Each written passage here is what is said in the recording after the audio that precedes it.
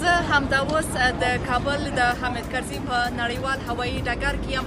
دلته د بین الافغاني خبرو پیل لپاره او دوحې ته د سفر لپاره خبریالان ورسره د افغان حکومت مرکچي پلاوی هم را رسېدلی ده. همدا مخکې ما د افغان حکومت د مرکچي پلاوي له مشر معصوم ستانکزي سره ولیدل او خبرې وکړلې. ښاغلی ستانکزی داسې ښکارېده چې دغو بین الافغاني خبرو ته ډېر هیله مند دی. په شونډو یې مسکا وه او دا یې وویل چې یوې ځانګړې انرژي او پیغام او هیلهمندي سره دوی دوحې ته روان دي. بل همدلته ما د افغان حکومت د مرکچي پلاوي له ځینو نورو غړو سره لکه ښاغلي نادر نادري و اغلې فوزي کوفي سره هم خبرې کړې دي.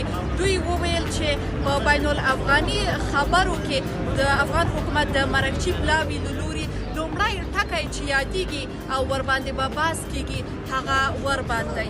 اول دا چې ښاغلي نادري وویل چې په دې خبرو کې به د افغان حکومت مرکچي پلاوی د افغانستان د تیرو 18 کالو په لاسته راوړنو به ټینګ ودرېږي او ورباندې به ټینګار ولري او له دغو لاسته راوړنو نه تېرېږي.